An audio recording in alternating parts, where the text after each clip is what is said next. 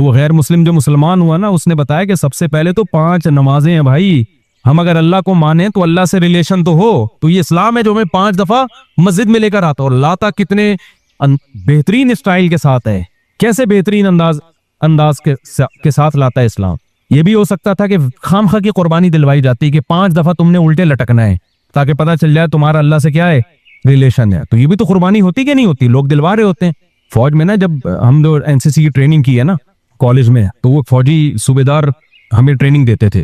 तो वो ये साबित करने के लिए कि मैं ऑफिसर हूँ, बाद दफा खामखा में डंड पे लो बैठ, चलो भाई। अब फौजियों में होता है ना, ताकि ऑफिस के ऑर्डर को फॉलो करने का जज्बा पैदा हो। अब डंड पेल रहे हैं, हमें पता था भाई ये डिप्स लगाने पड़ेंगे आपको, ठीक है ना। वो कहता है जब खड़े होकर दोबारा लगाओ। तो ये सिखाया जाता है फौजियों को कुर्बानी का जज्बा पैदा करने के लिए। तो अल्लाह मियाँ ऐसे भी कर सकते थे कि बस उल्टे लटक जाओ, ठीक है ना, 5 टाइम है। कुर्बानी दिलवाई है, लेकिन ऐसे तरीके से दिलवाई है कि इसमें हमें रूहानी सुकून मिले, इसमें हमारा अल्लाह से रिलेशन कायम हो, इसमें हमें लुत्फ और मजा आए, हमारी दुनिया भी सुधर जाए इससे। हमें हुक्म दिया सबसे पहले फजर की नमाज रखी ताकि मुसलमान सुबह देर से उठने वाली कौम ना बने। अल्लाह मियाँ ये भी कर सकते थे कि पहली नमाज 11 बजे, दूसरी नमाज शाम 3:30 बजे, 4-5 नमाजें ऐसे कर देते।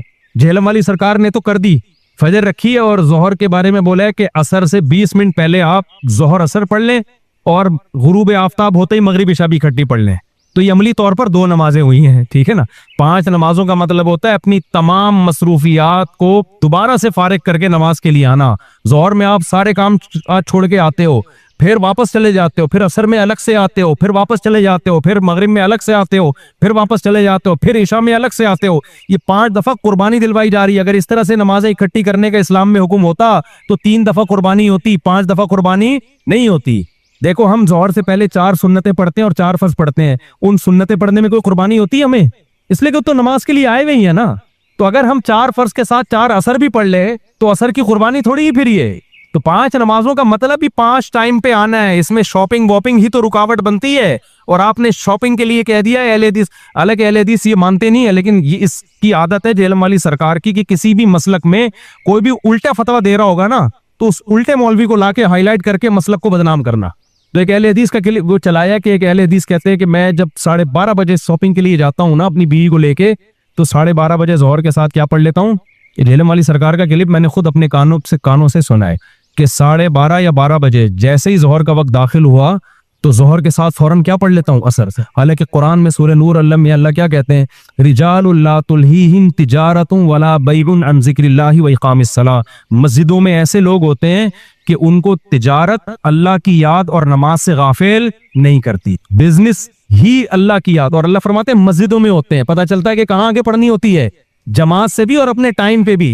और उसी शॉपिंग को आपने जरिया बना लिया 2 नमाजें इकट्ठी करने का, असर गोल कर दिया आपने। ये है तफक्को और बसीरत, समझते हो। और उस नमाज का अजर खराब किया है जिसकी सबसे ज्यादा ताकीद कुरान बयान कर रहा है। तो खैर, तो कैसा रिलेशन है, जल्दी से बात को समेट के मैं खत्म करता हूं।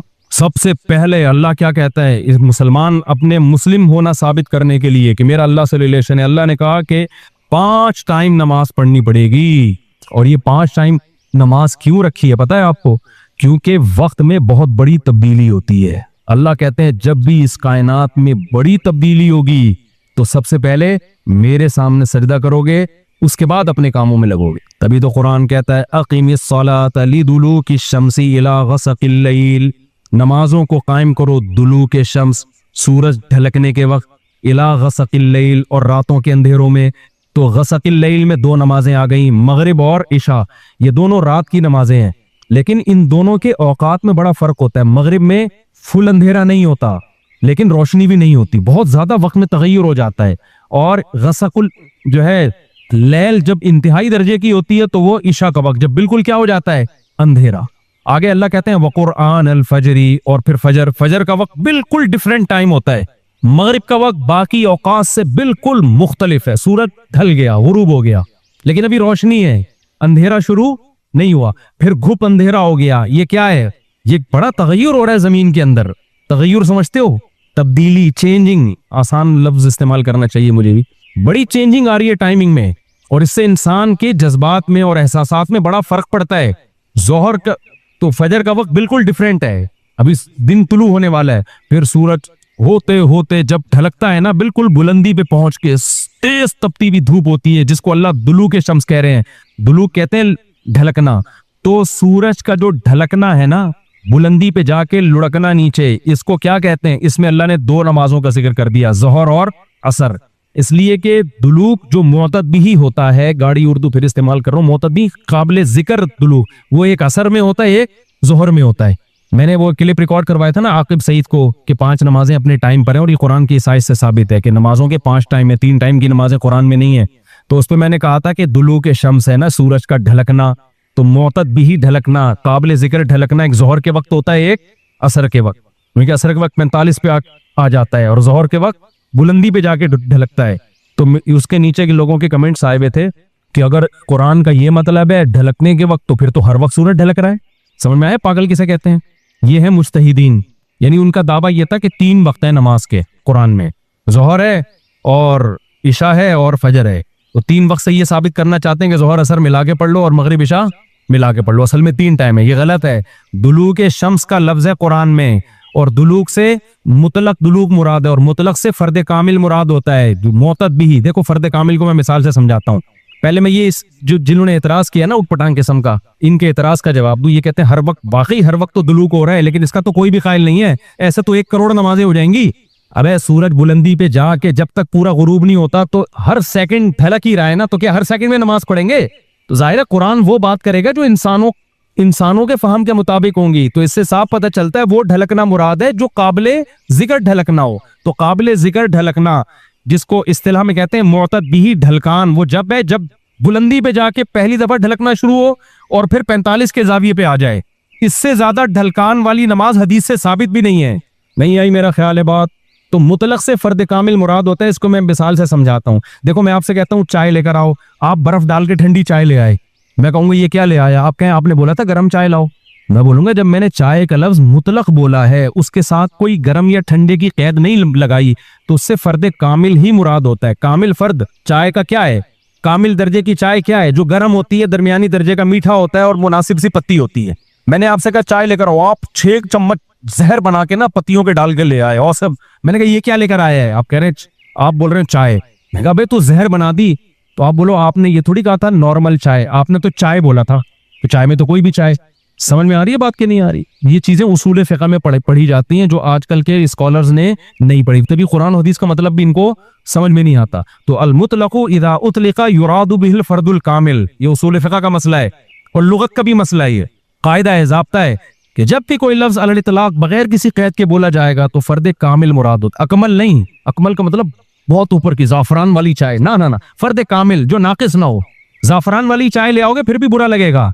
आप बोलोगे भाई मुफ्ती साहब आपने चाय बोला था और कहा था कि फर्द कामिल मुराद होता है, तो मैं उसमें जाफरान डाल के ले आया। अब मैं पता नहीं जाफरान पीऊं नहीं पीऊं यार, तू क्या करके ले आया? मैं तो कामिल नहीं, मैं तो अकमल। तो मैं बोलूंगा कायदा यह है कि मुतलक जब बोला जाता है तो नॉर्मल जो कामिल नाकिस ना हो, अकमल मुराद नहीं होता उससे। समझते हो? तो ये कायदे कुरान और सुन्नत पे भी जारी होते हैं, क्योंकि अल्लाह मियां ने भी तो कलाम किया है ना, नबी ने भी तो कलाम किया है, तो नबी के कलाम में भी वही लुगत के कायदे चलेंगे जो आम कायदे हैं। समझते हो गए नहीं समझते?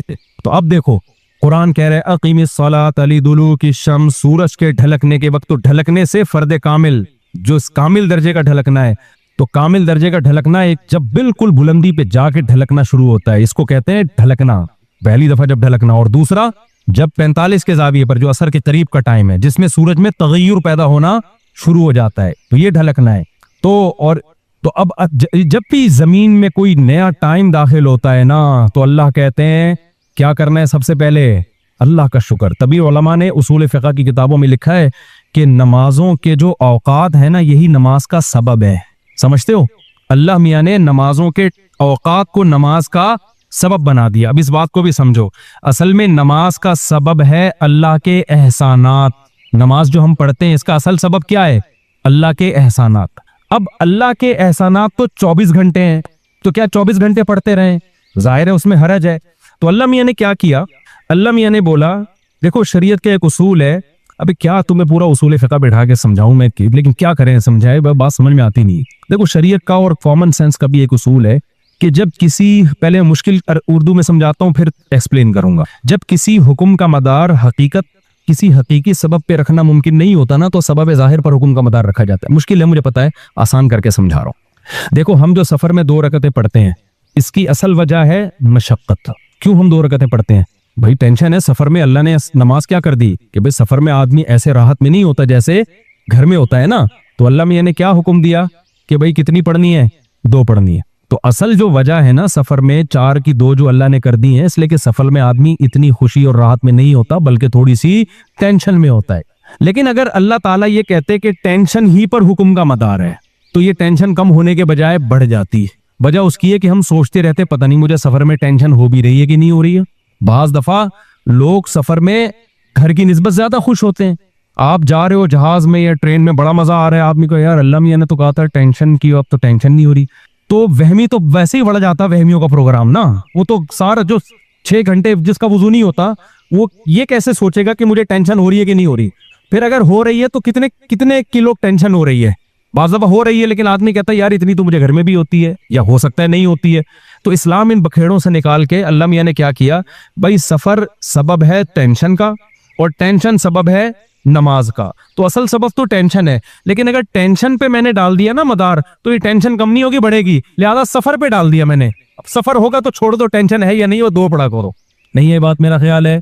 तो ये टेंशन से बचाने के लिए अल्लाह ने कह दिया अब सफर में चाहे इंजॉय भी कर रहा हो ना आदमी, तो भी हम कितनी पढ़ते हैं? 2 पढ़ते हैं। और मकाम पे जितनी मर्जी टेंशन में हो फिर भी पूरी 4 पढ़ते हैं। तो ये उसूल, और ये दुनिया में भी ये उसूल चलते हैं। समझते हो कि नहीं समझते? तो यहां भी अल्लाह ने क्या किया, अल्लाह मियां ने फरमाया असल में तो तुम पे नमाज फर्ज है इसलिए कि मेरे एहसानात तुम पर बहुत हैं। अब वो एहसानात तो हर वक्त बोलो होते रहते हैं। अब हर वक्त एहसानात हैं तो अब हर वक्त पढ़ते रहे नमाज, वो तो नामुमकिन है। तो अल्लाह मियां ने कहा कि भाई देखो, अल्लाह के एहसानात में जो तजद्दुद होता है ना, जिद्दत आती है, वो टाइम के लिहाज से आती है। हमारी पूरी जिंदगी का निजाम किससे चल रहा है? टाइम से चल रहा है। तो वक्त जैसे ही तब्दील होता है ना, एक नई नेमत का ज़ुहूर होता है। तो तब्दीली वक्त पे हुक्म का मदार रख दिया अल्लाह ताला ने। टाइम जैसे जैसे चेंज होगा तो समझ लो कि अल्लाह की नई नेमत मिल रही है तुम्हें। तो उस नई नेमत पे शुक्राने के लिए तुमने क्या करना है? नमाज पढ़नी है।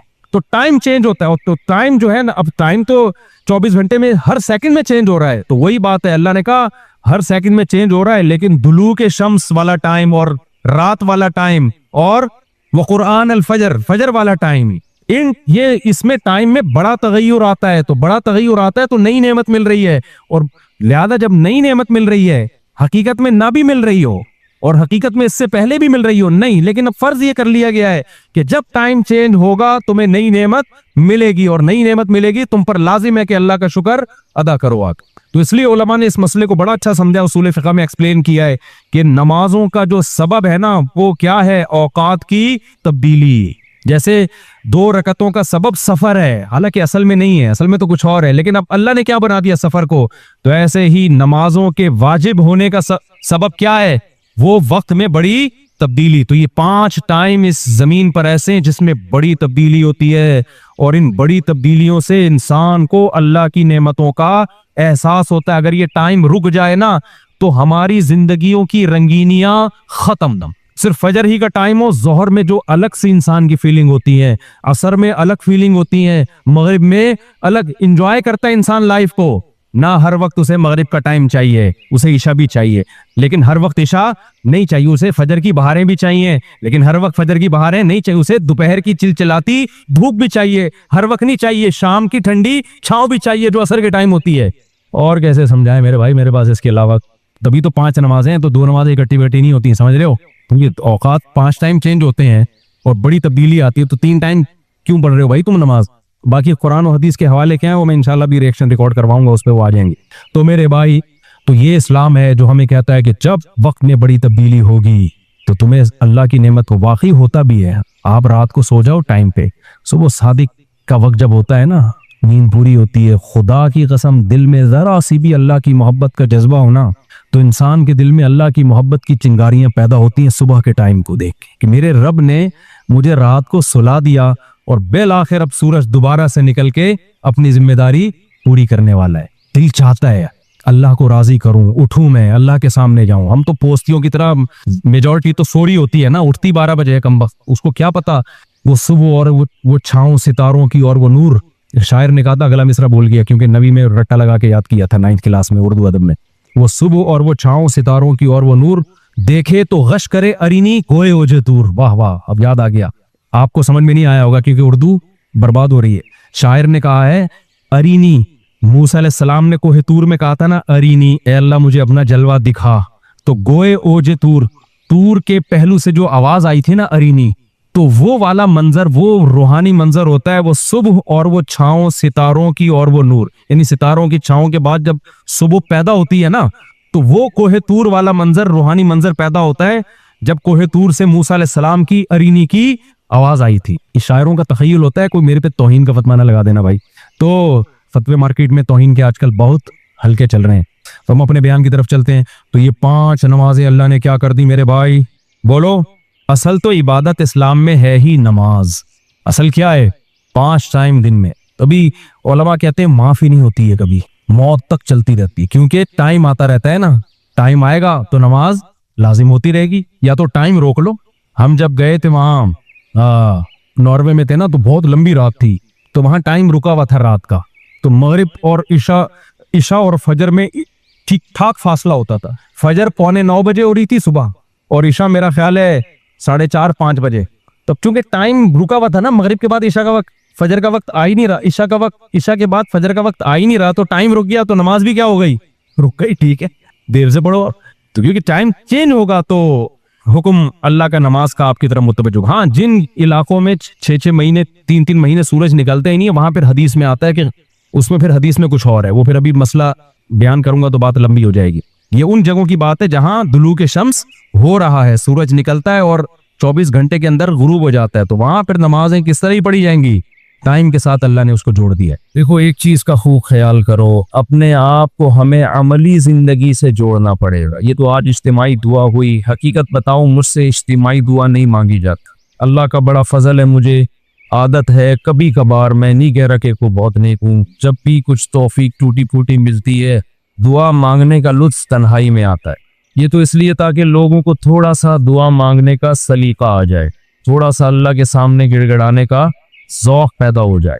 लेकिन हमारे यहाँ जैसे ऐसे लोग आपको मिलेंगे जो साल में 1 दफ़ा नहाते हैं ईद के दिन, वो भी कोई मशवरा देता है उनको, तो ऐसे लोग भी होलसेल के हिसाब से मौजूद हैं जो साल में 1 दफ़ा दुआ करते हैं। और वो इसलिए दुआ में आते हैं कि चलो कभी ज़िंदगी में तौफीक नहीं मिली तो आज ख़त्म कुरान है, दुआ में शरीक हो जाओ। गनीमत है ये, ना होने से ये भी बेहतर है। लेकिन हकीकत यह है कि जिसको तन्हाइयों में अल्लाह के सामने मांगने की आदत का चस्का लग गया, उसकी ज़िंदगी बन जाती है। हर एक का अपना तर्जिया होता है ना, बुजुर्गों के इरशादात भी होते हैं, फला बुजुर्ग ने ये फरमाया, फला ने ये फरमाया, फला ने ये होता है ना, उनके अपने ज़ौक़ होते हैं। मैं बुजुर्ग तो नहीं हूँ, लेकिन आजकल फरमा बहुत कुछ रहा हूँ। तो अगर आप कह सकते हैं जी मैंने ये फरमाया, फरमाने पर गवर्नमेंट की तरफ से कोई पाबंदी नहीं, और तजर्बे इंसान शेयर कर सकता है, उसको भी कोई पाबंदी नहीं। ये मैं इसलिए कह रहा हूँ कि ये ना समझे कि मुफ्ती साहब बहुत बड़े आजकल बुजुर्ग बने हुए हैं और आजकल फरमाना भी शुरू कर दिए इन्होंने, फरमुदात होते हैं ना बुजुर्गों। एक बात खूब अच्छी तरह समझ लें कि दुआ से ज्यादा मुश्किल इबादत मेरे इल्म में कोई नहीं है। दुनिया का सबसे मुश्किल काम क्या है? दुआ मांग। और दुआ से बड़ी इबादत भी कोई, बोलो ना भाई, मुश्किल भी और सबसे बड़ी। बड़ी का मतलब क्या है? अल्लाह का कुर्ब, अल्लाह से ताल्लुक, अल्लाह से मोहब्बत, अल्लाह और बंदे का लिंक जितना दुआ के जरिए बनता है, मेरा अपना तजर्बा ये है कि इतना किसी और इबादत से नहीं, हत्ता के रोजे, ज़कात, नमाज से भी नहीं बनता। मेरा तजर्बा है, गलत भी हो सकता है। अभी मैंने इरशाद फरमाना बोला था ना, इरशाद फरमाया, फरमाया पर तो आप थके भी है, थोड़ा सा चुटकुले भी सुना देता हूँ। फरमाया पे बहुत दफ़ा एक लतीफ़ा सुना चुका हूँ, नए नए लोग आ जाते हैं। हमारे एक दोस्त तबलीगी जमात में गए, कोई देहाती भी उनके साथ थे। जब उन्होंने बयान शुरू किया किसी गांव में, तो बयान में कहने लगे, फरमाया जो आदमी नमाज नहीं पढ़ता वो ऐसे है जैसे जिना करने वाला। फरमाया जो आदमी नमाज नहीं कर पढ़ता वो ऐसे जैसे कत्ल करने वाला। फरमाया ऐसे फरमाया फरमाया क्या कह के हदीसें आ रही हैं। ये साहब कहते हैं, मैंने सोचा कि यार ये हदीसें आज मैं पहली मर्तबा सुन रहा हूँ। फरमाया फरमाया, हमने तो कभी नहीं सुना कि नबी ने ऐसे फरमाया। कह रहे मैंने बयान के बाद उसको पकड़ लिया, कि यार आज तो तूने इतना कुछ कहा कि फरमाया। हम जब कहते हैं फरमाया तो मुराद नबी ने फरमाया। तो यार ये जो इतनी सारी हदीसें तू सुना रहा है कि जो नमाज नहीं पढ़ता ऐसे जैसे कत्ल किया, जो नमाज नहीं पढ़ता ऐसे जैसे जिना किया, तो किसने ये फरमाया? कह रहे हमने फरमाया। क्या कह रहे? हमने फरमाया। हमने कहा भाई ये तेरे फरमुदात के लिए लोग यहाँ नहीं भाई कुछ भी फरमा देते। लेकिन जैसे उसने कुछ भी फरमा दिया, गवर्नमेंट की तरफ से फरमाने पर पाबंदी नहीं है, लेकिन उसने तो वैसे ही फरमा दिया ना। लेकिन मैं जो कुछ फरमा रहा हूं उसके पीछे एक तजर्बा है, एक लॉजिक है, एक दलील है। ऐसे ही हवाई बात नहीं है। सबसे ज्यादा इंसान को अल्लाह के करीब करने वाली इबादत दुआ। सबसे मुश्किल इबादत भी कौन सी है? बोलो, दुआ। आप कहेंगे यार ये कहां सा मुश्किल हो, रोजा कितना मुश्किल है, सुबह सहरी में उठो, सारा दिन जो है वो न खाओ न पियो। बहुत से लोग कहते हैं रोजे में अल्लाह सिर्फ एक घूंट चाय की इजाजत दे देता ना। सुबह जब सहरी के बाद फजर पढ़ के 1 घंटा सो के जब उठते हैं तो ऐसा लगता है जैसे कब्र से किसी मुर्दे को खड़ा जा रहा है। अजीब सी हालत होती है ना उस वक्त। उसी तरह ऑफिस में पहुंच जाते हैं पे, अगर एक आध घूंट चाय पीने की इजाजत होती कैसे फ्रेश हो जाते, लेकिन अल्लाह ने इजाजत नहीं दी। तो आप कह सकते हैं इतनी मुश्किल इबादत रोजा। मुफ्ती साहब कह रहे हैं नहीं, दुआ मांगना उससे भी ज्यादा मुश्किल। नमाज कितनी मुश्किल इबादत, लेकिन मौलाना साहब कह रहे हैं ये फरमाया भी वही फरमाया है जो उसने फरमाया था। ये क्या हो रहा है भाई? दुनिया में सबसे मुश्किल बात पता है क्या है? अल फलाहिया का स्पीकर ठीक हो जाए। हकीकत ये कभी ठीक, देखो स्टाइल देखो, इधर भी ढका हुआ है, इधर भी रखा हुआ, इधर एक और लगा हुआ है, फिर भी बेचारे लगे रहते हैं, कहते हैं जिन्नात हैं।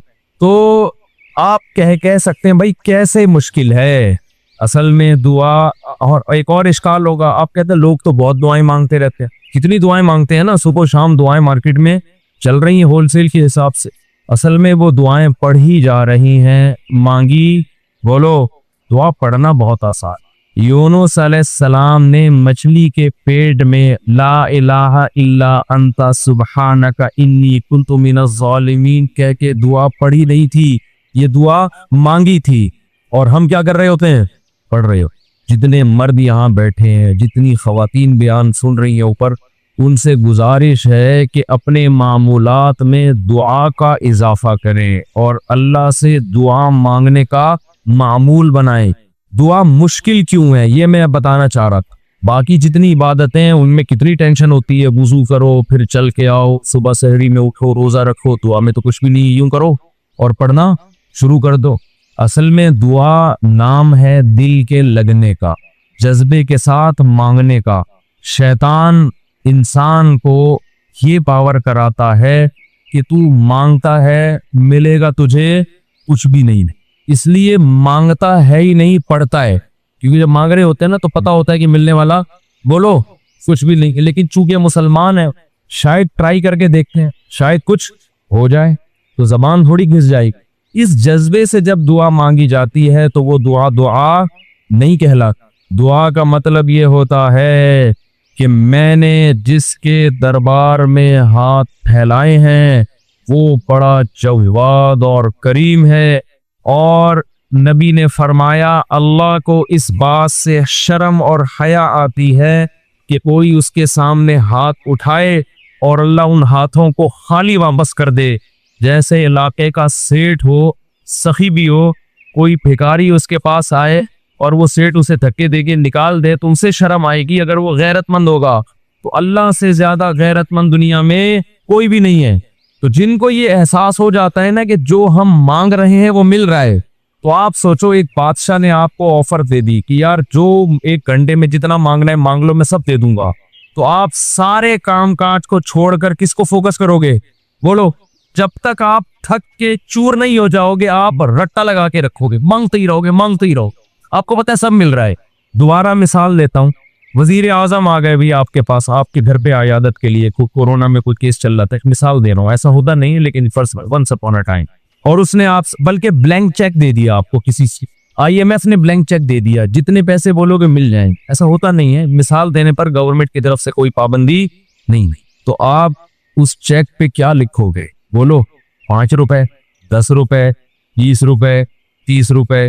वो कहे कि एक ही दफा भरने की इजाजत है, दोबारा ऑप्शन, आप पता है क्या करोगे, जो उसमें हिंसे जहां लिखे जाते हैं ना 9 से शुरू करोगे, वो भी छोटा सा 9 लिखोगे ताकि जितने 9 इसमें घुसेड़े जा सकते हैं मैं घुसेड़ दूं। ऐसा ही होगा ना, छोटा सा 9 ताकि बैंक वाला चश्मा लगा के देखे 9,9,9,9,9,9,9 यानी 9 अरब 9 खरब 99 अरब 99 करोड़ 99 लाख 99,999। क्या ख्याल है? नहीं यार, ये बात मेरा ख्याल है 9 खरब से भी ज्यादा अगर कोई हिंसा होगा ना वो भी घुसेड़ दोगे उसको। 9 खरब से ऊपर क्या हो गया? 99 खरब, 9 खरब नहीं, सॉरी गलती होगी, ये पूरे 10 खरब का नुकसान हो रहा है भाई। 99 खरब 99 अरब 99 करोड़ 99 लाख 99,999 का चेक बना के दोगे कि नहीं दोगे? बशर्ते के यकीन हो कि ये मैं ख्वाब नहीं देखा, वरना बाज दफा आदमी की आंख भी खुल जाती है ऐसे मौके। वो एक आदमी की लॉटरी निकली ना इसी 99 खरब रुपए की, ये बहुत 5 अरब की लॉटरी निकल आई। तो जिन्होंने जो कंपनी थी, जो भी लॉटरी जिन्होंने दी, उन्होंने कहा कि यार किसी माहिर नफ्सियात को भेजना चाहिए जो इसको बताए कि तुम्हारी 5 अरब रुपए की लॉटरी निकली, क्योंकि एकदम से बता दिया तो खुशी से मर भी सकता है ये। तो आराम आराम से जाके कोई नफ्सियाती डॉक्टर इसकी नफ्सियात को समझते हुए इसको बताएगा। नफ्सियाती डॉक्टर को भेज दिया। नफ्सियाती डॉक्टर ने जाके ना उसको पहले समझाया कि देख, फर्ज कर ले तेरी 1 लाख की लॉटरी निकल आए तो क्या होगा? उसने कहा खुश हूंगा मैं। 1 लाख पे उसने कहा चलो नहीं मरेगा, ठीक है, अब लाख से थोड़ा सा ऊपर। अच्छा फर्ज कर 20 लाख की लॉटरी निकले, उसने कहा ये करूंगा, दुकानें बनाऊंगा, ये करूंगा, एक प्लॉट खरीद लूंगा। अच्छा ऐसे 20 लाख से ऊपर आया, 1 करोड़ तक पहुंचा, 1.5 करोड़ तक, 2 करोड़ तक, 3 करोड़ तक। 3 करोड़ में क्या करेगा जी? दुकानें ले लूंगा, बैरियर टाउन में घर ले लूंगा, वगैरह वगैरह। होते होते 5 करोड़, जो असल थी ना 5 करोड़ तक आ गया। अच्छा ये बता 5 करोड़ की लॉटरी निकली तो क्या करेगा? उसने कहा आधी तुझे दे दूंगा। ये सुनना था माहिर नफ्सियात का इंतकाल हो, माहिर नफ्सियात का इंतकाल हो। वो बेचारा बर्दाश्त नहीं कर सका ये खुश। तो ये तो मैं एक मिसाल दे रहा हूँ। 99 खरब 99 अरब 99 करोड़ 99 लाख 99,999 इशारिया भी लगा देगा आगे 9999। लेकिन चूंकि ऐसा होता नहीं है, IMF कभी किसी को ऐसे ब्लैंक चेक इस तरह से नहीं देता नहीं है, इसलिए हम ये सब हंसी मजाक की बातें समझी जाती हैं। लेकिन अल्लाह का मामला ऐसा है कि अल्लाह ने हम सबको ब्लैंक चेक, बोलो है, ये ब्लैंक चेक पकड़ा दिया हमारे हाथ। जो लिखना है इसमें लिख दो, मेरे दरबार में पेश कर दो, मैं दूंगा जो मांगोगे।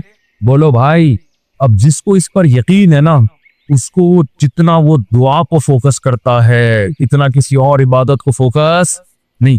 वो बाकी इबादत करता भी इसलिए कि इबादत करके दुआ मांगूंगा तो ज्यादा कबूल होगी। इबादत में दुआएं ज्यादा कबूल होती है ना। तो ये शैतान ने दिमाग में ये डाल दिया है कि अल्लाह सुनता है दुआएं मगर कबूल नहीं करता, और अल्लाह कहता है मैं करता हूं कबूल, लेकिन जिस तरह तू चाह रहा है उस तरह नहीं करूंगा मैं कबूल। उस तरह करना अगर शुरू कर दी तो अल्लाह का मामला हमेशा गैब पर है। यख्शौना रब्बहुम बिल गैब, जो अल्लाह से डरते हैं बगैर देखे, जो अल्लाह पे ईमान लाते हैं बगैर देखे, जिन्होंने जन्नत पे यकीन किया बगैर देखे, जो जहन्नम से डरते हैं बगैर देखे, जिन्होंने अजाब नहीं देखा, क्योंकि देख लेंगे तो आजमाइश खत्म, फिर तो सारे नेक बन जाएंगे, सारे नेक। तो अल्लाह कहते हैं भी मांगो नजर नहीं आएगा। तो अक्लमंद लोग गिड़गिड़ा के अल्लाह से मांगते हैं। सबसे ज्यादा अहम ऑर्डर किसका दिया है कुरान में? नमाज का। फिर हम पूछें अल्लाह अगर मैं छोड़ दूं, कोई बात नहीं, अल्लाह गफूर रहीम है। नहीं भाई, गलत गलत, गफूर रहीम को गलत जगह फिट कर रहे हो। कुरान शुरू यहां से होता है, अल्लज़ीना युमिनूना बिल गैबि व युकीमूना अस्सलाह। ईमान की पहली अलामत गैब पर ईमान, वो गैब जिसके बरहक होने पर दलील कायम है कुरान और सुन्नत की। और उसके बाद ईमान लाने के बाद सबसे पहला काम क्या करते हैं? नमाज पढ़ते नहीं है, कायम करते हैं। पढ़ने का तो जिक्र है ही नहीं, कायम का मतलब जमात से पूरे खुशू खुजू के साथ, टरखाने वाला काम नहीं। जो पढ़ने वाले वो भी हर आदमी अखपल तरीके से पढ़ रहा है, अखपल तरीका है हर आदमी का। मैं कोई उधर पढ़ रहा है, कोई उधर पढ़ रहा है। मस्जिद की जमात है भाई, ये मस्जिद किस किस सिलसिले में बनी है? फजर की नमाज में आप देख लो कितने नमाजी होते हैं। अभी जुम्मे में जितने नमाजी हैं, फजर में भी उसूली तौर पर इतने ही होने चाहिए ना। लेकिन आप उन सब नमाज से पूछो अल्लाह बहुत गफूर और रहीम है, तो भाई अल्लाह ने फिर फजर फर्ज क्यों की है? अल्लाह नफिल देखो, इशराक की नमाज अगर सारी दुनिया ना पढ़े कोई अजाब आएगा? क्योंकि अल्लाह ने ही उसको फर्ज नहीं किया ना। क्या ख्याल है? अल्लाह ने ही फर्ज नहीं किया। फजर तो अल्लाह ने फर्ज की है, ज़ोहर अल्लाह ने फर्ज की है, असर अल्लाह ने फर्ज की है, मगरिब अल्लाह ने फर्ज की है, इशा अल्लाह ने फर्ज की है। उसमें कैसे ये मुमकिन है कि आप छोड़ दो भाई? अबू मसूद रजी अल्लाह ताला अन्हु ही है, अब्दुल्लाह इब्ने मसूद साहबी के नाम में मुझे थोड़ा सा तरद्दुद हो रहा है, उनकी सही बुखारी मुस्लिम की हदीस है। वो कहते हैं हम नबी के दौर में किसी अमल, कोई गुनाह अगर हो जाए ना, उसके बारे में ये नहीं समझते थे कि इस गुनाह के करने से इंसान काफिर हो जाता है, लेकिन नमाज छोड़ने वाले को हम ये समझते थे ये इस्लाम से क्या है, खारिज, क्योंकि किसी मुसलमान की ये मजाल नहीं थी कि वो नमाज छोड़ दे। अब इस हदीस की तशरीह में वही बात है ना, हदीस की तशरीहात में इख्तलाफ होता है। अब्दुल्ला बिन मसूद या अबू मसूद रजी अल्लाह अन्हु, उनकी हदीस समझ में आई, बुखारी मुस्लिम की हदीस। वो कहते हैं देखो इसमें फुक़हा का इख्तलाफ है कि किसी गुनाह को करने से काफिर होता है कि नहीं होता। तो जमहूर उलमा कहते हैं गुनाह कोई भी कर लो इससे इंसान काफिर नहीं होता, गुनहगार होता है, क्योंकि कुफ्र का ताल्लुक अकीदे से है, अमल से नहीं है। कोई जिना कर ले, अल्लाह न करे, शराब पी ले, चोरी कर ले, तो इससे गुनहगार तो होगा, इस्लाम से खारिज नहीं होगा।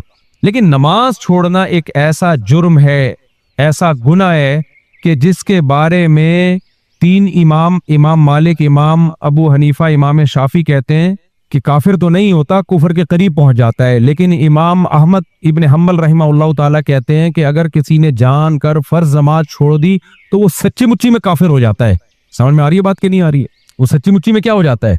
तभी आपने अरब को देखा होगा, वो कुछ भी हो नमाज नहीं कजा करते, नमाज नहीं कजा करते। वो वजह उसकी तो इस्लाम से ही निकल जाएंगे हम, और इस्लाम से निकलने का मकसद क्या है? निकाह भी टूट गया। अगर आपने हज किया था तो वो हज भी क्या हो गया? जाया। और अगर आप बगैर तौबा के मर गए तो सऊदीया के शेख बिन बाज रहमहुल्लाह ताला का फतवा है कि बगैर तौबा के मर गया तो मुसलमानों के कब्रिस्तान में उसे दफन भी नहीं किया जाएगा। ये मतलब है इसका नमाज छोड़ने का। समझ रहे हो?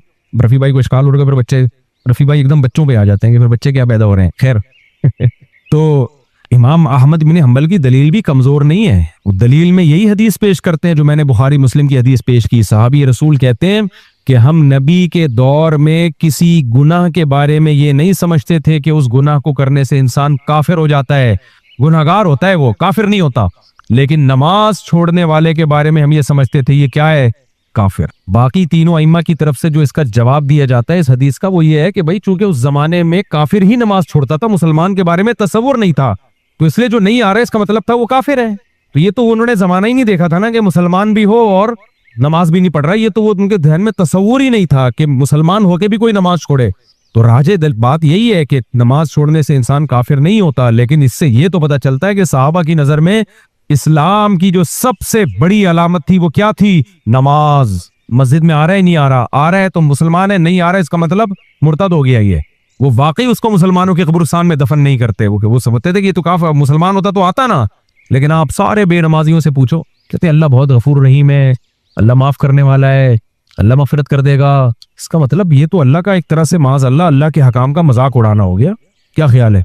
मजाक उड़ाना हो गया कि नहीं हो गया? वो कह रहा है, दर्जनों जगहों पे अलामत बयान कर रहा है, मोमिन नमाज कजा नहीं करता। मैदान जंग में नमाज कजा करने की इजाजत नहीं दी, मैदान जंग में नमाज कजा करने की इजाजत नहीं। इससे बड़ी कोई जरूरत हो सकती है? सफर में इजाजत नहीं दी है, 2 कर दी 4 की, चलो 2 पढ़ लो। ये 2 इसलिए दिए कि कजा ना करो।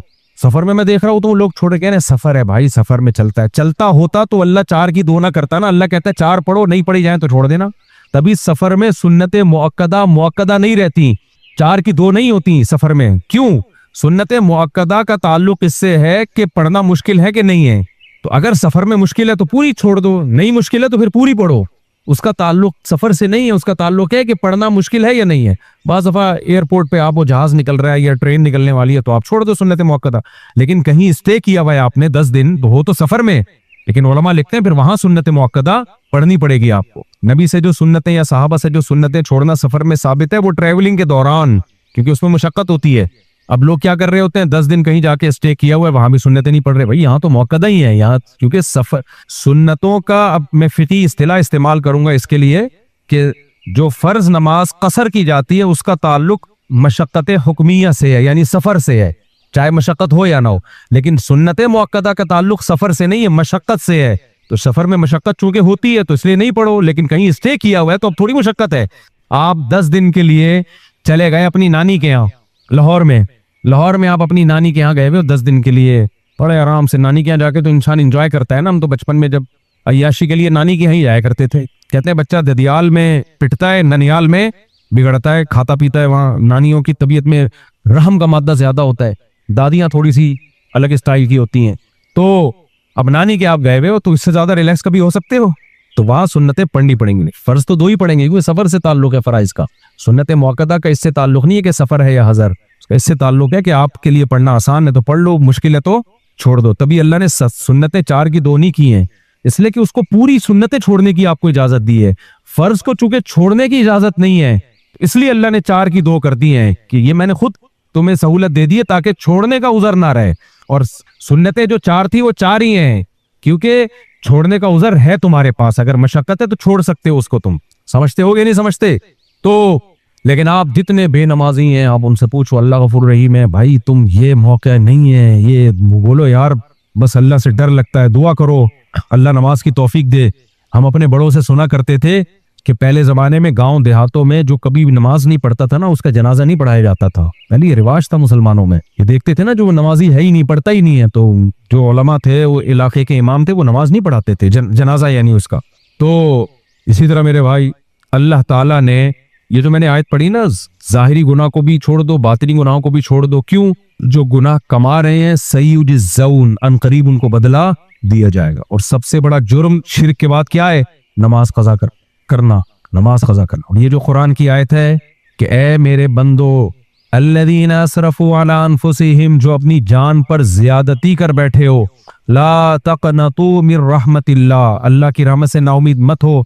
ये उन लोगों के बारे में जो तौबा कर रहे हैं लेकिन माजी की गुनाह सोच सोच के नाउमीद हो रहे हैं, जो चाहते हैं कि आज हम अपनी जिंदगी तब्दील कर दें। क्योंकि इस आयत का शान नुज़ूल यही है, कुछ काफिर आए नबी के पास कि हमने तो इस्लाम कुफ्र में इतने कत्ल किए, इतनी बार जिना किया, अब हम इस्लाम कबूल कर लेते हैं तो हमारे तो अमाल में इतने गुनाह हैं, इतने कत्ल हैं, उनका क्या होगा? उस पे अल्लाह ने फरमाया आज तुम इस्लाम कबूल कर रहे हो, तौबा कर रहे हो, तो अल्लाह की रहमत से मायूस मत हो। इन्नल्लाह यग़फिरुज़्ज़ुनूब जमीआ, अल्लाह तुम्हारे पिछले सारे गुनाहों को माफ कर देगा। वानीबू इला रब्बिकुम, लेकिन आज के बाद अपने रब की तरफ मुतवज्जे हो जाओ।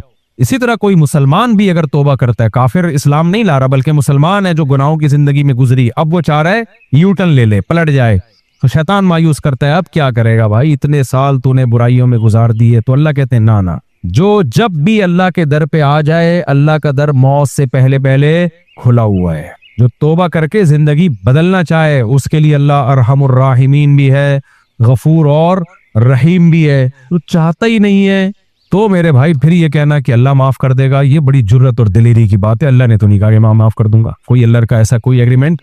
यहूदी कहा करते थे अपने बारे में, यहूदी कहते थे हम जहन्नम में जाएंगे नहीं, अगर गए तो थोड़े दिन के लिए जाएंगे। लन तमस्सन अन्नारु इल्ला अय्यामम मादूदा, अव्वल तो जाएंगे नहीं, गए तो थोड़े दिन के लिए। क्यों भाई? हम तो अल्लाह के एक लाडले नबी मूसा अलैहिस्सलाम की उम्मती हैं भाई। आज भी हमारे लोग क्या कहते हैं, हम तो मोहम्मद सल्लल्लाहु अलैहि वसल्लम की उम्मती हैं, जिनका मकाम तो मूसा कलीमुल्लाह से भी बुलंद है। तो हम तो एक अल्लाह के लाडले नबी के उम्मती हैं, हम तो बख्शे बख्शाए ना ना ना ना मेरे भाई। तो ये सारे अमाल तो हमारे लिए अल्लाह ने नाजिल किए हैं। तो यहूदी इसी जाम में आ गए थे कि हम तो अल्लाह के लाडले कौम हैं, अल्लाह ने हमें मूसा भेजे, दाऊद भेजे, सुलेमान भेजे, जकरिया यानी जो बनी इसराइल के पहले जितने पैगंबर हैं, जितने पैगंबर यहूदियों में आए इतने तो किसी में नहीं आए। तो अल्लाह ने फरमाया कुल अत्तखज़्तुम इंदल्लाहि अहदा, तुम जो कहते हो हम थोड़े अगर गए तो थोड़े दिनों के लिए जाएंगे।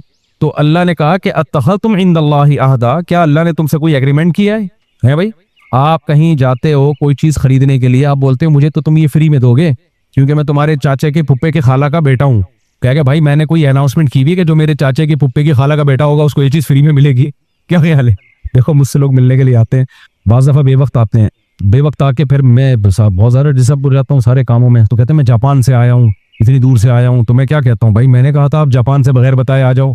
एक बंदा जापान से आया, एक इंग्लिस्तान से आया, एक अमेरिका से आया, और सारा दिन 10 बंदे भी आ गए, तो तेरा क्या होगा कालिया? कुछ सोचो आप। फिर मैं उनको कहता हूँ मैं नहीं मिल सकता, तो फिर वो कहते हैं देखो बद अखलाक है। मेरे साथ तो यही हो रहा है, तो टाइम लेके आया करो भाई। अच्छा रफी भाई कह रहे हैं टाइम से, रफी भाई को याद आया कि टाइम हो गई, ठीक है अच्छी बात।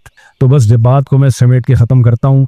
देखो भाई अल्लाह ने कुरान में कह दिया है जानी की सजा दुनिया में 100 कोड़े और पत्थरों से मार के अगर शादीशुदा है तो रजम। अगर गफूर रहीम का मतलब ये होता कि अल्लाह बस है ही कुछ, तो फिर चोर के हाथ काटने का हुक्म होता। इतनी सख्त सजा पूरी दुनिया में किसी मजहब में चोर की है जितनी सख्त सजा इस्लाम की, इस्लाम दे रहा है। क्यों? इस्लाम को चोर से नफरत बहुत, चोर के बारे में इस्लाम के दिल में हमदर्दी नहीं है, और चोर से नफरत नहीं है असल में, चोरी को इस्लाम बहुत बड़ा जुर्म समझता है। समझते हो? देखो, दो चीजें इंसान के कैरेक्टर को खराब करती हैं।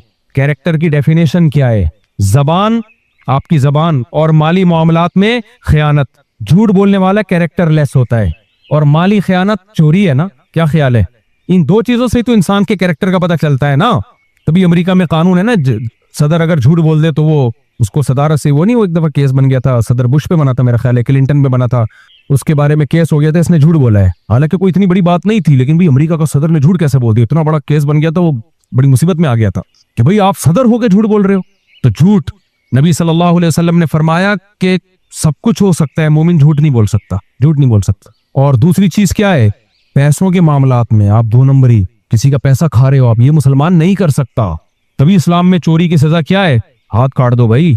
एक दिरहम किसी का खाया 40 दिन नमाज कबूल नहीं होगी, क्योंकि इन चीजों का ताल्लुक आपके कैरेक्टर से है, किरदार से है। अबू सुफियान जब हिरकल के सामने बैठे थे ना, जमाने जाहिलियत में, हिरकल ने सामने बिठाया और अबू सुफियान के लोगों को पीछे बिठाया, और फिर नबी के बारे में पूछा। अबू सुफियान कहते हैं, खुदा की कसम मैं झूठ बोल देता, लेकिन मैं जो मोहम्मद सल्लल्लाहु अलैहि वसल्लम के बारे में पूछा, दुश्मनी के बावजूद मैंने सच सच इसलिए बताया कि मुझे कौम के बारे में खतरा था, मैं वापस जाऊंगा, लोग कहेंगे कि अरब का सरदार होके झूठ बोल के आया है। मजबूरन सच बोला है मैंने कि अपनी इज्जत बचाने के लिए, वरना वो जब इस्लाम दुश्मन था तो नबी की तारीफ क्यों करते हो? तो मुझे सच बोलना पड़ा कि ऐसा ना हो कि मैं जाऊं तो वापस ये लोग क्या बोले, अरब का सरदार है और क्या कर रहा है, झूठ बोल रहा है। तो इस्लाम में मेरे भाई चोर का हाथ जो है ना, ये चोरी को इस्लाम में हल्का जुर्म नहीं समझा गया, इसलिए चोरी को बड़ा जुर्म समझा गया है। तो आप बताओ, अगर अल्लाह ताला चोर के बारे में भी रहम वाले जज्बात रखते तो हाथ काटने का हुक्म देते हैं भाई? ये जो डकैतियां करते फिर रहे हैं, मोबाइल स्नैचिंग और बंदूक से, लोग बड़ा तरस खा रहे थे, हाय हाय बेचारे को मौका दो। मैं कहता हूं नहीं, मौका दिया तो तुम बड़े जालिम हो गए, कि इस्लाम मौका नहीं दे रहा। डाकू की सजा इस्लाम में कुरान ने बयान की है कि चौक पे लटका दो, दाया हाथ और बाया का पांव काट के उसको। अल्लाह को तरस नहीं आ रहा, अल्लाह को खुदकुशी करने वाले पे तरस नहीं आ रहा।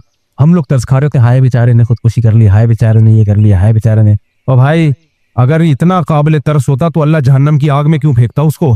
खुदकुशी जुर्म है भाई, काबिल तरस नहीं है, क्योंकि ये बढ़ती जा रही है हमारी सोसाइटी में। बात बात में ब्लैकमेलिंग, ये नहीं किया तो मैं ये कर लूंगा, कर ले भाई तू मर जा। एक साहब ने मुझे कहा, मेरी बेगम मुझे इमोशनल ब्लैकमेलिंग कर रही थी। आजकल बेगमात ये इमोशनल ब्लैकमेलिंग पे बहुत आई हुई है, ड्रामे देख देख के, उसमें इमोशनल ब्लैकमेलिंग ही चल रही होती, व्हाइट मेलिंग तो आजकल खत्म। तो वो मुझे कहने लगी कि अगर आपने यूं किया तो फिर मैं ये कर लूंगी और मैं ये कर लूंगी। मैंने कहा बेगम से बोलो कि फिलहाल एडवांस में कर लो आप काइंडली, क्योंकि इस तरह की ब्लैकमेलिंग में अगर बंदा आ गया ना, वो किसी काम का नहीं रहता। एक साहब तो यहां तक आ गया कि मेरी बेगम ने जहर की बोतल मंगवा के रख ली है, और उसने कहा अगर जो है वो कोई दबाव में डाला था किसी नाजायज बात पे, यानी नाजायज का मतलब ये कि वो शौहर पे वाजिब नहीं है वो, लेकिन उसको मजबूर किया, मैं ये पी लूंगी, और कह रहे ला के रख ली है। मैंने कहा भाई इसको तलाक दे के फारिग कर दे, ये तेरे गले पड़ेगी। उल्टे उल्टे मशवरे भी कभी कभार मैं देता हूँ। मैंने कहा जहर पी लेगी और बल्ली तेरे ऊपर आ जाएगी, क्योंकि ऐसी औरत रखने के काबिल नहीं है जो खुदकुशी की धमकियां दे रही हो, या मर्द भी खुदकुशी की धमकियां दे रहा हो, निकल लो भाई उससे पतली गली से, मर जाएगा तुम्हारे गले पड़ेगा। एक तो होता है ना बात बात में वैसे ही डायलॉग बोलना, ये भी नहीं बोलो, लेकिन एक है आपको लगे कि सीरियस हो रहा है, पहली फुर्सत में क्या करो भाई, मैंने कहा गले पड़ेगी है। कह रहे मैं छोड़ नहीं सकता। अब उस वक्त मुत्तहिदा का दौर था, एमकेएम का। मैंने कहा मैं छोड़ नहीं सकता। कह रहे मुत्तहिदा की है।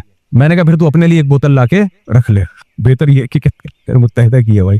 तो खैर, तो मेरे भाई जुर्म को अच्छा मत समझो। हाँ, जो जुर्म छोड़ना चाहता है, ये छोड़ने की कोशिश में लगा हुआ है, वो काबिल रहा। कोई गुनाह हो जाता है, आपको आदत पड़ गई है, जैसे शराब की आदत पड़ गई, छोड़ने की कोशिश में लग गया है, ये भी काबिल रहम हो सकता है कि चाह रहा है छोड़ना, तदबीर इख्तियार कर रहा है बुराई से बच। जैसे मैं कहता हूं जिनको आदत पड़ गई किसी गुनाह की, छूट नहीं रहा, तो जुर्माना रखें अपने ऊपर, कोई सजा दें अपने आप को आहिस्ता आहिस्ता। तो ये चाह रहा है, जो अल्लाह की तरफ आना चाह रहा है, भाई हदीस में तो आता है जो मेरी तरफ चल के आएगा मैं उसकी तरफ दौड़ के आऊंगा, ये भी काबिल रहम है। लेकिन ढीठ बन के बैठा हुआ है, कोई प्लानिंग नहीं कर रहा कि मैंने नमाज की पाबंदी कैसे करनी है, मैंने शराब कैसे छोड़नी है, मैंने जिना कैसे छोड़ना है, बदनजरी कैसे छोड़नी है, फोश फिल्में कैसे छोड़नी है, लड़कियों से दोस्तियां, कोई प्लानिंग नहीं है। और फिर कह रहा है कि मैं 27वीं रात में आके गिड़गिड़ा के रो के बख्शवा लूंगा। ई ख्यालस और ये अहमकों की जन्नत इसी को कहा जाता है। क्या कहा जाता है? इसी को क्या कहा जाता है? नमाजें छोड़ रहे हैं सबसे आधे मसले तो नमाज हल कर देती है। 5 वक्त बाजमात नमाज पढ़ो तो वैसे ही आधे से ज्यादा बुराइयां छूट जाती हैं। तो अल्लाह ताला हमें बुराइयों से बचने की तौफीक अता फरमाए। अल्लाह ताला ने इरशाद फरमाया कि जिस दिन अल्लाह अपनी पिंडली को जाहिर करेंगे, जो अल्लाह ही जानता है इन चीज़ों में मुतशाबिहात में है, इसकी कैफियत हमें मालूम नहीं है, इनमें बहस करना भी नाजायज़ है। अल्लाह अपनी तजल्ली जाहिर करेंगे तो उसमें इतनी अट्रैक्शन होगी, उसमें लोग ऐसे मबहूत हो जाएंगे कि सजदे में गिर जाएंगे। उस वक्त सजदा करने में मज़ा आएगा, लज्जत महसूस होगी। फरमाया लेकिन कुछ लोग ऐसे होंगे जिनकी कमर तख्ते की कर दी जाएगी और वो सजदा करना भी चाहेंगे तो नहीं कर सकेंगे। ये कौन लोग होंगे? फरमाए ये वो लोग होंगे जिनको दुनिया में सजदे के लिए, नमाज के लिए बुलाया जाता था। वहुम सालिमून, उस वक्त इनकी कमर सही थी, तख्ते की नहीं थी। ये कमर झुका सकते थे, सजदा कर सकते थे, नमाज पढ़ सकते थे। इससे अंदाजा होता है कि अल्लाह की नज़र में दुनिया में जब हमें सजदे के लिए बुलाया जाता है तो हम इसको हल्का लेते हैं, लेकिन अल्लाह की नज़र में इसकी बहुत बड़ी कीमत है, बहुत वैल्यू है अल्लाह की नज़र में इसकी। इसलिए खूब अच्छी तरह समझ लें कि नमाज को हल्का नहीं समझना चाहिए। आज हमें बेनमाजियों के बारे में अफसोस नहीं होता, वो तो पढ़ते ही नहीं है। नमाजियों के बारे में अफसोस होता है कि जो नमाजी भी है ना, तो वो भी अपनी नमाज की ऐसे हिफाजत नहीं करते जैसे अल्लाह ने हुक्म दिया है। उन्होंने भी एक साइड में एक चीज रखा हुआ है कि जब सारे कामों से फारिग हो गए तो चलो क्या पढ़ लेते हैं, नमाज पढ़ लेते हैं। ये जो कुरान में अल्लाह ने फरमाया यौमा युदअ वहुम युद, क्या है? यौमा युक्शफु अन साक़िन व युदअऊना इला सुजूदी फला यस्ततीऊन खाशियतन अबसारुहुम तरहकुम, नहीं, ये आयत में यौमा युक्शफु अन साक़िन व युदअऊना इला सुजूदी फला यस्ततीऊन, आगे क्या है? खाशियतन अबसारुहुम तलहकुम ज़िल्ला वक़द कानू युदअऊना इला सुजूदी वहुम सालिमून। फरमाया दुनिया में इन्हें सजदे के लिए बुलाया जाता था। तो ये कब बुलाया जाता है? अजान। भाई ये बहुत बड़ा अलमिया है यार। देखो गाड़ियां गलत नहीं पार्क किया करो। मैं देखता हूँ यहाँ मदरसे की गेट के आगे कई बार लोगों ने गाड़ियां खड़ी की हैं। इतनी तो इंसान में सेंस होती है कि जब गेट खुलेगा मदरसे का तो अंदर से जो गाड़ी बाहर कैसे निकालेगा। यानी ये तो नबी सल्लल्लाहु अलैहि वसल्लम ने फरमाया कि ईमान का आखिरी दर्जा ये है, ये हदीस खूब गौर से सुने, ईमान का आखिरी दर्जा ये है कि रास्ते से तकलीफ दे चीज को हटाया जाए। कोई भी चीज जो लोगों को तकलीफ पहुंचा रही है उसको क्या करो, हटा दो। गटर का ढक्कन खुला हुआ है, कोई गिर सकता है, आप उसका इंतजाम करें। कांटा पड़ा हुआ है, उसको हटाएं। पत्थर रखा हुआ है, उसको हटाएं। कोई भी चीज जो लोगों को अजियत दे सकती है। हाँ अभी बता रहा हूँ, अभी बता जाएंगे ना, बात कंप्लीट होने देना, वरना फिर दोबारा करेंगे ये हरकत। तो इसलिए कंप्लीट कर लो फिर जाएं। तो रास्ते में तकलीफ दे चीज जो नहीं हटाता ना, उसको नबी ने ईमान से खारिज किया है। तो सोचो वो कितना बड़ा गोया के काफिर होगा जो तकलीफ दे चीज रास्ते में डालता है। तो गाड़ी गलत पार्क करना, बाइक गलत पार्क करना, ये तकलीफ दे चीज डालना है कि नहीं है? कांटे से इतनी तकलीफ नहीं होती, लोग अक्सर संभल के ही चल रहे होते हैं। लेकिन गाड़ियां इस तरह, रोजाना मेरे साथ ऐसा हो रहा है, रोजाना, कि यहाँ आप गली में गाड़ी मोड़ने की कोशिश करो, नहीं मोड़ सकते। किसी ने कॉर्नर पे गाड़ी ऐसे खड़ी होगी कि गाड़ी, दूसरी गाड़ी जो आएगी टर्न ही नहीं हो सकती। और ये दीनदार लोग ज्यादा माजरत के साथ कर रहे होते हैं। वो हमारे यहाँ जो जितना बेढंगा होगा ना उसको समझा जाता है उतना नेक है। जितना बेढंगा होगा ना, मैं जब गया ना हजरत मुफ्ती रशीद अहमद साहब रहमहुल्लाह के पास, उनके शागिर्दों के पास, तो मेरे पास 125 थी। मैंने एक दीवार के साथ लगा दी बाइक, तो कहीं झांक रहे थे। उन्होंने कहा बिल्कुल चिपकाओ। मैंने कहा ये अजीब बात कर रहे हैं भाई, रास्ता तो है ना भाई, रास्ता इतना तो हमने बाइक पार्क की है कि रास्ता तो है। उन्होंने कहा नहीं, रास्ता नहीं, खुला रास्ता होना चाहिए लोगों के पास गुजरने का। तो जब आप मुकम्मल दीवार के साथ बाइक को चिपका के खड़ा कर सकते हो तो आपने उसकी दुम बाहर को क्यों निकाली हुई है? तो मैंने कहा यार अजीब टाइप के लोग हैं ये, तो बहुत सख्ती किया करते थे। तो रास्ते से तकलीफ दे चीज जो ना हटाए वो ईमान से खारिज है। तो जो रास्ते में तकलीफ दे चीज डाले वो कितना बड़ा बेईमान होगा माजरत के साथ। तो अभी तो आप लोगों से गलती से, इसलिए मैं कह रहा हूं कि अब जिसने गलत गाड़ी पार्क की है वो उठेगा ही नहीं ना। हमें आपने बेईमान का फतवा लगा दिया। तो हम अच्छा गुमान रखते हैं आपने जानकर नहीं किया होगा, गलती से किया होगा, बल्कि आपने गाड़ी सही पार्क की होगी या बाइक सही पार्क की होगी, किसी ने हटा दी होगी। तो जिन जिन ने गलत पार्क की है जाके जरा गली खोलने जाके उठ जाए। हम लोग देख नहीं रहे, आंखें बंद कर लो भाई, हम नहीं देख रहे। शाबाश शाबाश। और आइंदा इससे तौबा करें। तो पीछे से तो देख सकते हैं ना। तो बाइकें जो है ना बिल्कुल चिपका के खड़ी किया करें दीवार से, और गाड़ी भी। और गाड़ी तो सामने रोड पे खड़ी करते हैं, अभी कैमरे लगे हुए हैं अल्हम्दुलिल्लाह चारों तरफ, हमने ठीक ठाक सिक्योरिटी का इंतजाम किया हुआ है जो असबाब की दुनिया में। तो चोर भी इंशाल्लाह भागेगा नहीं, कहीं भी पकड़ा जाएगा। और यहाँ भी कैमरे लगे हुए, वो देखो वो भी लगा हुआ है, ये भी लगा हुआ है, देख रहे हैं। तो किसी की जेब में हाथ डालने से पहले, क्योंकि जेब पुतरे भी हैं यहाँ पे, उनको पता ही नहीं होता कि कैमरा लगा हुआ है। तो हर तरह कैमरे लगे हुए हैं जो एक ज़ाहिरी असबाब हो सकते हैं। और सिक्योरिटी गार्ड भी बैठे हुए हैं। कुछ सिक्योरिटी गार्ड तो आपको वर्दी में जो नजर आ रहे हैं ना, असलहा खुला लेके घूम रहे हैं, कुछ यहीं भी बैठे हुए होते हैं, समझ रहे हो। तो आप में से किसी को नहीं पता है कि इधर किसकी पैंट में क्या रखा हुआ है और किसकी शलवार में क्या रखा हुआ है। तो खैर बात क्या चल रही थी, बात चल रही थी नमाज। हो सकता है मेरे भी आवाज भी असला लगाया वो मैंने, तो हम भी इतने नेक नहीं है जितना आप समझते हो हमको, समझ रहे हो ना। नेक से मुराद तो बिल्कुल ही बेवकूफ बेवकूफ लोग समझते हैं ना। तो बाकी ये कि असबाब की दुनिया में इंसान एहतियात करता है। बाकी वो बिहारी लोग कहते हैं कि जब इंसान की मौत आती है तो ऊंट पे बैठे हुए आदमी को भी कुत्ता काट लेता है। तो वो अल्लाह ने जब तक जिंदगी देनी है देगा, जब उठाना होगा तो वैसे ही उठा लेगा अल्लाह ताला। फिर तो सब कुछ हो सकता है ना। तो एक ज़ाहिरी लिहाज से जो कुछ हो सकता है वो करता है इंसान, बाकी अल्लाह चाहेगा तो सब कुछ हो सकता है। एक छोटा सा मच्छर इंसान को मार सकता है, तो एक छोटी सी गोली मार सकती है इंसान को, कुछ भी हो सकता है। खैर तो बात ये चल रही थी कि अल्लाह ने फरमाया जब इनको दुनिया में सजदे के लिए बुलाया जाता था तो ये नहीं आते थे। तो जो अल्लाह जब बुलाते हैं उस बुलाने को क्या कहा जाता है?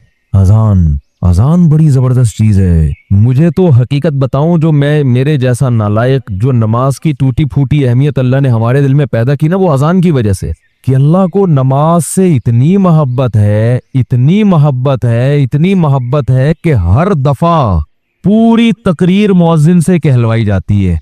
देखो जब भी किसी चीज की तरफ आप लोगों को बुलाते हैं, अगर वो काम बार बार हो रहा है ना, एक दफा होगा तो आप अनाउंसमेंट करते हैं, बार बार हो रहा है तो एक दफा की अनाउंसमेंट काफी होती है। एक दफा की, जैसे आप जब आपकी जब जॉब लगती है तो आपका बॉस आपको एक दफा बता देता है कि भाई 8 बजे से टाइम शुरू होगा और शाम 4 या 5 या 8 बजे तक आपकी एक दफा अनाउंसमेंट क्या है, बोलो ना, काफी है, बस बता दिया भाई, सिग्नेचर ले लिए कि भाई ये टाइमिंग है। ये 9 बजे आमतौर पे दफ्तर में 9 बजे का टाइम होता है, और गवर्नमेंट के जो दफ्तर है 3:30 पौने 4 बजे का टाइम होता है उसमें शाम को। छुट्टी का टाइम 4 बजे, पौने 4 बजे हाजिरी होगी और 4 बजे छुट्टी। बाज दफा तो आने का टाइम 4 बजे होता है, जाने का सुबह 9 बजे होता है वापस, यानी उल्टा भी चल रहा होता है। जो प्रैक्टिकली हो रहा है ना कि इस टाइम पर आए कि जब जाने का टाइम हो गुजर चुका था, ठीक है ना। 4 बजे जाने का टाइम था, 5 बजे पहुंच रहे हैं। तो गवर्नमेंट में अल्लाह का शुक्र है बहुत सारी हमारे यहाँ सहूलतें हैं अल्हम्दुलिल्लाह। तो अभी बात से बात निकलती है, छोड़ो उसको यार। बात तो सद्दे की चल रही थी ना। तो अल्लाह ताला ने, हाँ मैं ये अर्ज कर रहा था कि आपको एक दफा बता दिया जाता है भाई ये टाइम है, इस पे आ जाना। अब ये तो नहीं होता कि जब 8 बजेंगे या 9 बजे का टाइम ऑफिस में दिया है तो बॉस आपको फोन करके बता रहा हो आ जाओ टाइम हो गया है। कभी होता है ऐसे? नहीं होता ना। क्यों नहीं होता? उनको पता खुद आएगा, इसलिए कि क्या मिलता है साल के आखिर में? रोकड़ा मिलता है। रोकड़ा मिलेगा तो सारे काम होंगे, इज्जत भी मिलेगी, तरक्की होगी आपकी। देखा जाता है ना, प्राइवेट इदारों में तो देखा जाता है, गवर्नमेंट में देखा जाना चाहिए कि ये इसकी हाजिरियां कितनी है और कितना किसने काम किया है। लिहाजा उनको मोटिवेट करने के लिए आपको बार बार अनाउंसमेंट की जरूरत नहीं है। बार बार अनाउंसमेंट की जरूरत नहीं, एक दफा ऐलान। दोबारा करेंगे तो आप उनको बेवकूफ बोलोगे, यार बस सर आपने बता दिया ना 9 बजे का टाइम है, बस क्या है बार बार भोंपू लेके घर पहुंच जाते हो, है लाउड स्पीकर लेके मेरे दरवाजे पे खड़े हो, 9 बज गए। ये जो शहरी जगाने वाले आते हैं ना, मुझे इनसे इसी वजह से एलर्जी है। और भाई हमें पता है यार, सबको जिसने रोजा रखना है वो उठ जाएगा। अब वो फिर वो जो घूमना शुरू करते हैं मोहल्ले पड़ोस में, एक घर का नंबर रात 2 बजे आ रहा है, दूसरे का नंबर रात 4 बजे आ रहा है, शहरी का टाइम 4 बजे शुरू हो रहा है तो 2 बजे इनको क्यों उठा रहे हो? ये तो एक बस अजीब सी एक हिसाब किताब है। तो खैर बार बार अनाउंसमेंट नहीं की जाती, बार बार याद दहानी नहीं की जाती। और अल्लाह ने भी बाकी इबादतों में ऐसे ही किया। रमजान के महीने के बारे में कुरान में 2 आयतें हैं। एक तो है फमन शहीदा मिनकुम शहरा फलयसुम। अल्लाह ने फरमाया ईमान वालो तुम पर रोजे फर्ज किए गए जैसे कि तुमसे पहली उम्मतों पे फर्ज किए गए थे, वो फर्ज हो गए ना। दूसरी आयत क्या, कब फर्ज हुए? शहर रमजान अल्लज़ी उन्ज़िल फ़ीहिल कुरान, रमजान का महीना है। फमन शहीदा मिनकुम शहरा फलयसुम। जो पिछली आयत में अल्लाह ने फरमाया ना कि रोजे फर्ज हुए, तो अगली में बता दिया कौन से महीने में? रमजान। जो रमजान का महीना पाए उसे चाहिए कि रोजे रखे। एक दफा अनाउंसमेंट हुई है बस, उसके बाद दोबारा कुरान में अनाउंसमेंट नहीं। और जब रमजान का महीना आता है तो फिर इस्लाम में हुक्म भी नहीं है कि याद दिलाओ। मुअज्जिन को हुक्म के तमाम हजरात से गुजारिश है कि रमजान का महीना आ गया है और अल्लाह की तरफ से ऐलान है कि इस महीने में सब रोजे रखो। कोई अल्लाह की तरफ से ऐसी अनाउंसमेंट होती है? भाई मस्जिद के इमाम अपनी जिम्मेदारी पे किसी को याद दिला दें, रोजा रखो, तरगीब दें, वो उनका काम है। अल्लाह ने कोई लगे बंदे अल्फाज नाजिल नहीं किए, लिहाजा मस्जिद का इमाम याद ना भी दिलाए तो भी कोई गुनाहगार नहीं है। अल्लाह कहते हैं मैंने कुरान में जब बयान कर दिया ना, बस सही है, सुन लिया इन लोगों ने, काफी है।